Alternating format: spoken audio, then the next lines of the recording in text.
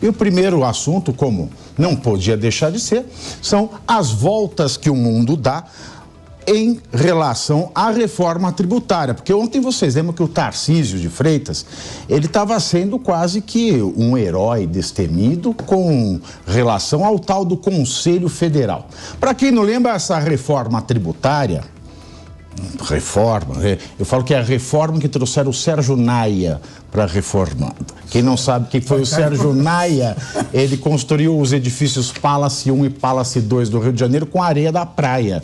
E aí o que aconteceu? Né? La Maison est tombée, né? O prédio, como diria a dona Armênia, o prédio foi para a Chon. Em inglês, House Despencation. House Despencation, exatamente. Em inglês da aula do Chaves, né? Da aula do Chaves. Então esse Conselho Federal que é assim, os estados e os municípios não iam mais receber aquele imposto que são impostos significativos para a administração dessas unidades, esses entes da federação, iam entregar para um Conselho Federal e o Conselho Federal ia devolver, né? Não sabemos como, o projeto não diz o que vai fazer. Então o Tarcísio falou, opa, isso não está certo, mas agora parece que ele já está com um discurso mais ameno. O governador de São Paulo, Tarcísio de Freitas, fez uma reunião na manhã de hoje com o ministro da Fazenda, Fernando Haddad, e depois desse encontro, admitiu a possibilidade de apoiar a cobrança centralizada de imposto na reforma tributária. Vou abrir aspas. A Câmara de Compensação é uma alternativa. Também não é um cavalo de batalha. À medida que a gente melhora a governança do Conselho Federativo, a gente pode partir para uma administração centralizada. Se a governança for pior, aí faz sentido a gente trabalhar com uma Câmara de Compensação. Fecho aspas. Tarcísio disse também que concorda com 95% da proposta da reforma tributária. Meus queridos, parece que igual ao edifício do Sérgio Naia, Capês. Sim, foi em Rio Preto, que caíram lá, os dois. Não, do Rio de Janeiro. Não, mas teve Rio Preto, caíram dois também, que ele fez. Opa! Nossa pode senhora, secar. Então agora é a inspiração. São José do Rio Preto. A inspiração, né? Vai chamar PEC Sérgio Naia. E o que você achou desta recuada do Tarcísio? Olha, o problema é o seguinte, qualquer reforma tributária que não seja uma simplificação tributária, que mexa no pacto federativo, é uma reforma tributária que precisa ser vista com muito cuidado. Qualquer tipo de centralização num país com uma federação frágil como a nossa, coloca em risco aquele que está mais exposto em todos os campos da administração federal e do executivo, que é o prefeito. É na porta do prefeito que as pessoas batem. É ação de improbidade contra o prefeito por não ter realizado determinada obra, ou cumprido uma determinação do inquérito civil ou de um TAC, é que é proposta a ação. Os governadores dos estados, do Distrito Federal, o presidente da República, estão muito afastados. Porque, como dizia Franco Montoro, as pessoas moram nas cidades, não moram nos estados, nem moram na União, que é uma ficção. Então, eu quero saber o seguinte: como os prefeitos estão vendo esta centralização autoritária da cobrança e arrecadação tributária? Vê aquela propaganda que a Frente Nacional dos Prefeitos soltou ontem. Eles não querem isso. Mas é óbvio que não, é evidente que não. O país tem que caminhar por uma descentralização, não por o movimento tem que ser centrífugo, não centrípeto. Não tem, no sentido de dentro para fora. Mas esse aí é o movimento centrípete. Bem colocado. O movimento centrípete de centralização é um movimento autoritário. Isso dificulta muito mais o acesso dos prefeitos aos recursos arrecadados. Isso prejudica porque os prefeitos vão ter que ir com pires na mão, ficar pedindo aquilo que já lhes pertence. De maneira que, se você fala, tudo bem, você quer unificar tributos municipais com outros tributos para facilitar a arrecadação, ICMS, ISS, o IPTU, e você faz uma simplificação num plano abaixo da União e depois uma outra união, uma outra condensação de tributos federais, você fica 2 estágios de tributos. Os tributos da União e os demais tributos dos entes descentralizados. Deixa eu perguntar uma coisa. Agora, centralizar, não. Os entes. O Pacto Federativo não é cláusula pétrea? Sem dúvida. Então essa PEC serve para quê? Ela não é constitucional? Veja, é um princípio constitucional sensível, ou seja, é um princípio que é basilar para a subsistência da Constituição. Se você mexe em determinados princípios, por exemplo, a forma de Estado, que é a forma de Estado federativa, distribuição de competências. Às vezes você critica o juridiquês, vamos falar para o pessoal que está aqui nos ouvindo entender. Claro. Federação significa distribuição, repartição de competências. A União tem as suas competências, tem os seus tributos, os estados têm as suas competências, a sua justiça, os seus tributos, o seu poder legislativo, as assembleias estaduais, e os municípios têm as suas competências e os seus tributos. Se você centraliza tudo, o país já a nossa Constituição já foi uma falsa federação. Se você olhar na Constituição Federal, quais são os tributos e as atribuições administrativas da União, não sobra praticamente nada para os estados e municípios. Então, já é muito perigoso. Então, o governador Tarcísio, eu não sei que tipo de conversa que foi feita, que tipo de argumentação que foi dada, quem o está assessorando nessa condução dessa discussão, ele não está discutindo alguma coisa para valer agora nessa administração. Eu estou falando de uma PEC que vai vigorar daqui para frente, sabe-se lá por quantos e quantos anos, apesar que o Brasil já está com 130 e a inconstitucionalidade dela, Capês? Ninguém vai ver isso aí? Ela é uma inconstitucionalidade mascarada, né? Ela fica porque diz, não, isso não vai afetar o princípio federativo, porque vai acabar sendo distribuída essa questão, e no final quem vai decidir isso é o Supremo Tribunal Federal.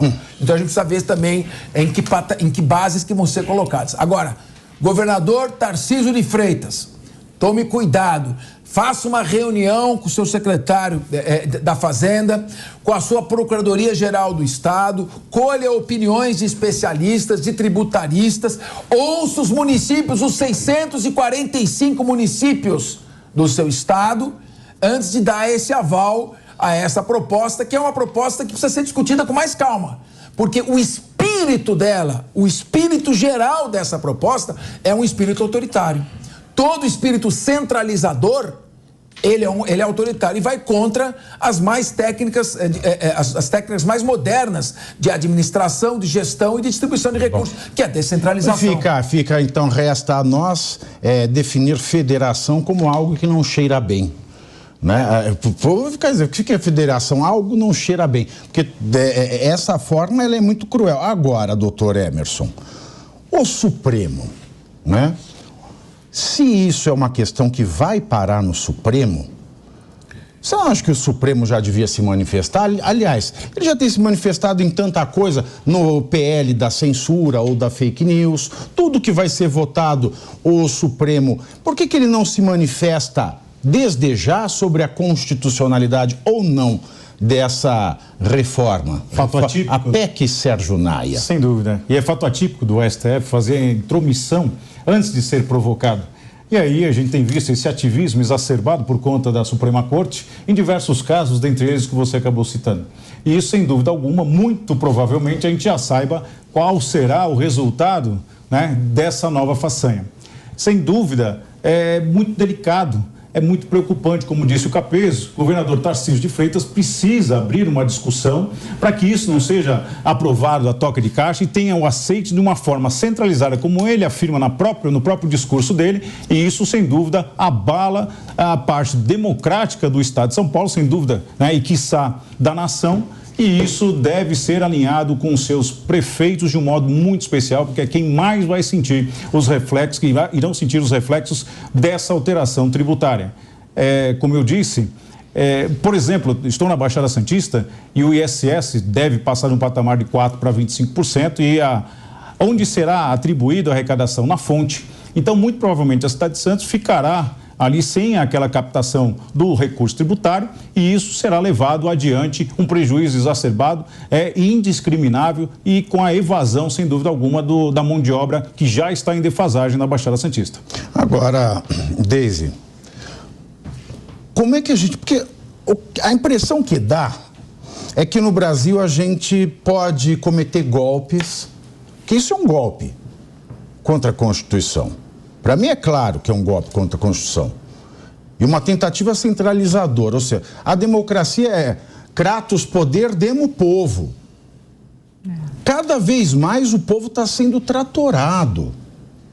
Como é que a gente pode falar que a gente tem um Congresso democrático com um presidente tentando aprovar a qualquer custo? Porque, veja, não há especificação de como vai ser formado esse conselho, quem é que vai estar lá, por quanto tempo, como é que tem que agir. Isso vai matar boa parte da atribuição dos tribunais de impostos e taxas dos estados. O que vai acontecer? Né? Como é que a gente pode falar, nós somos, tudo é democrático? Porque aí todo mundo fala, né? Aí o Lula vem falar, quem não gosta dessa reforma é antidemocrático. Agora é tudo antidemocrático. Agora o que estão fazendo parece que não é. Pavinato, eu acho que tu foi bem certeiro, assim, quando tu falou que essa PEC ela está sendo construída com um castelo de areia, né? Porque vai desmoronar ali na frente. Eu não entendi essa decisão do Tarcísio, mas eu acho que ele vai pagar o pato a médio prazo, antes das eleições de 2026, ele já paga esse pato, porque é o que o Capês falou, vai ter uma centralização de poder, e aí aquilo que a gente sempre ouve falar, né? Que a política, ela é a formação de um Estado que quer dominar outros estados, né? A gente vê um centro de poder aqui querendo dominar o resto do país. E aí vai tirar de prefeitos, autonomia de prefeitos e governadores, vai tirar autonomia. Eu vi que o Zema criticou muito isso aqui, acho que foi na Jovem Pan ontem. E o que eu fico me perguntando é como que isso vai acontecer a médio prazo. E aí, só para a gente pensar um pouquinho, essa coisa que a gente sempre viu em Brasília, de prefeito ir pedir pinico para deputado federal, pedir, pelo amor de Deus, uma ambulância, pedir, pelo amor de Deus, um dinheiro para asfaltar uma rua da cidade, isso vai acabar ficando endêmico. Eu sempre fui uma crítica em relação à reforma tributária, porque eu acho que esse governo está querendo passar pautas para frente. Hoje, um pouquinho antes de vir para a linha de frente, eu estava olhando alguns dos discursos do presidente Lula, logo que ele venceu a eleição, principalmente na COP27. Então, tem um monte de pauta. A impressão que dá é que o governo está querendo pautar, está querendo falar de propostas, mas nenhuma dessas propostas, se tu for olhar, e aí a gente pode olhar um pouquinho para trás aqui, PL das fake news, as próprias medidas provisórias que foram para o Congresso, nenhuma delas tem um embasamento. E aí entra naquilo que tu falou de novo aqui no início do programa, em castelo de areia. Tudo nesse governo tem castelo de areia, inclusive a reforma tributária. Como que tu vai falar de uma reforma tributária?